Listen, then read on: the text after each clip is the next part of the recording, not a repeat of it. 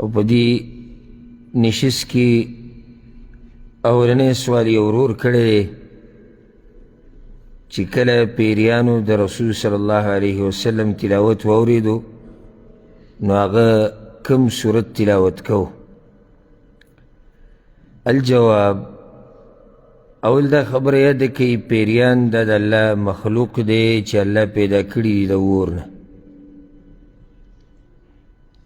بیا په دوی کې چې کوم نافرمانه دي هغوی ته شیطانان ویلی کېږي، او دا یو داسې مخلوق دی چې موږ ییني او موږ یې نه یینو، من حیث لا ترونهم. الله قرآن کې دا خبره کړې چې هغه تاسو وینئ خو تاسو یې نه یینئ. او پیریانو نه چې څوک منکر دی هغه د قرآن او د حدیث نه منکر دی. او زمونږ دا نبی زمونږ دا رسول صلی الله علیه وسلم دی الله پیریانو او انسانانو ته لیږلی دی، ټولو ته یې رالیږلی. نو پیریانو د هغه تلاوت اورېدلی او د دې ذکر الله قرآن کې په دوو ځایونو کې کړی، بلکې یو پوره صورت دی په قرآن کې په یو کم دېرشمه سپاره کې چې هغې ته سورة الجن ویلی کېږي. پای کې ذکر دی او په سورة الاحقاف شپږشتمې سپارې په اولني صورت کې. په صحیح بخاري صحیح مسلم کې دا حدیث تر عبدالله بن عباس رضی الله عنهما وی چې رسول صلی الله علیه وسلم د خپلو بعضو ملګرو سره روان شوی د سوق عکاظ طرف ته د طایف په لار، او په دغه ورځو کې دا شیطانان الله د اسمان نه بند کړي وو. ولې بند کړي وو؟ وحی راتله، نو چې کم یو به هم بره تو د غوږ ایښودو دپاره نو هغه به په یو شغله باندې ویشتلی کېدو. نو دا شیطانان واپس رالو د خپلو مشرانو ته او خپل منځ کې هغوی دا خبره وکړه چې آخر څه چل دی چې د اسمان داسې مضبوطه چوکیداري کېږي. سیچل خو دی ما حال بینکم و بین خبر السماء الا شیء حدث، دا چې موږ د اسمان د خبرونو نه بند کړی شو که نه نو سیچل شوی دی. بیا ورته دا امر وشو چې فضربوا مشارق الارض و مغاربها، لاړ شئ د ځمکې په دې مشرق او مغرب کې وګرځئ او وګورئ چې دا څه قصه ده. به دوی چې رالو نو رسول صلی الله علیه وسلم په یو مقام باندې و چې هغې ته نخله ویلی کېږي. دقه د عکاظ د میلې او بازار ته روانو او ملګرو له یې امامتي ورکوله د سحر د مانځه. نو دوی چې رالو دوی غوږ کېښودو تلاوت ته، چې غوږ یې کېښودو نو یې ښه هغه دا خبره ده د څه د لاسې چې موږ بند کړی شوي یو د اسمان د خبرونو نه نو هغه دا قصه ده، نن موږ پوه شو.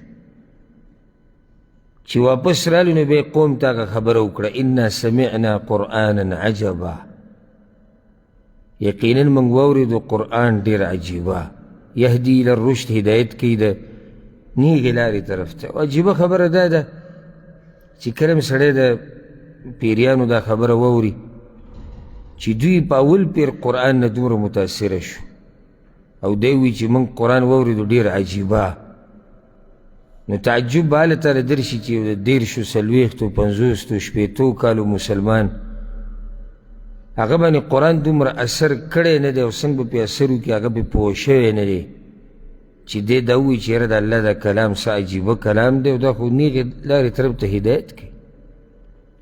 سورة الاحقاف کې چې کله الله دا خبره ذکر کړې ده نو الله وایي کله چې دوی حاضر شو نو یو بل ته ووایي انصتو غلي شئ، داسې ادبناک خلک وو. ښه دا لګوره دوی ایمان نه دی راوړی،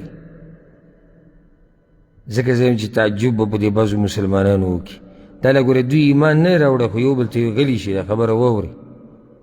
کله چې تلاوت ختم شو دوی واپس لاړو خپل قوم ته. الله وی منذرین واپس شو، یره ورکوونکي خپل قوم ته یره ورکړه او دعوت یې ورته ورکړو. کله دې په ځای تاسو له درس واورئ نو ډېره فایده به درله درکړي. نو واپس چې قوم له لاړو نو دعوت قوم له ورکو. اوس دلته دوه خبرې دي، یعنی یو قرآن پې دومره زر اثر وکړو، نو دویم دعوت یې شروع کړو. اوس سوال دا تا نه دی، دا تا نه سوال دی، یو قرآن د باندې چې دومره اثر کړی، دویم چې دی اورېدلی دی او ځان دې پې پوه کړی، بیا دې چاته بیان کړی. نو دې ځای نه خو دا واضحه شوه چې پیریانو قرآن هغه اورېدلی دی، خو په دې اول ځل چې کله رسول صلی الله علیه وسلم د تلاوت کوو او دوی واورېدو، نو دې پیر له رسول صلی الله علیه وسلم نه و خبره. وروسته بیا څو پیري د پیریان راغلي دي او د رسول صلی الله علیه وسلم سره ملاقاتونه هم شوي دي، تلاوتونه مې اورېدلي، خو په اول پیر کې د رسول صلی الله علیه وسلم نه و خبر. دا خو دوی رالو ګرځېدو دي، خو لټون کوو چې آخر څه قیسه ده، چې وایي که یاره دا خو سړی ولاړ دی او څه وایي او شاته پسې کسان ولاړ، رالو دوی غوږ کېښود، چې غوږ یې کېښود دوی متاثره شو، لاړو هغوی اسلام قبول کړو. نو دوی بیا راغلي ډلې ډلې وخت په وخت. نو د پیریانو دا قصه د رسول صلی الله علیه وسلم سره داسې یو پیر نه ده، دا یو پیر نه ده، څو پیري راغلی ده. خو د روز سوال دا دی چې کوم صورت رسول صلی الله علیه وسلم وایي. نو جواب دی دا دی چې امام حاکم یو روایت راوړی دی، وی کله چې رسول صلی الله علیه وسلم د سورة الرحمن تلاوت وکړو د صحابه کرامو په مخ کې، چې کله فارغه شو نو دې ملګرو ته یې دا وویې، وی څه چل دی چې تاسو غلي ناست یئ، ستاسو نه خو پیریان ښه په جواب کې. ما چې به کله دا خبره وکړه فبأي آلاء ربکما تکذبان، الله وی چې زما د کم نعمت نه به تاسو انکار کوئ، وی هغوی به وی چې ولا بشیء من نعمتک ربنا نکذب فلک الحمد، یا الله موږ خو ستا د یو نعمت نه منکر نه یو، ستا شکرونه ادا کوو.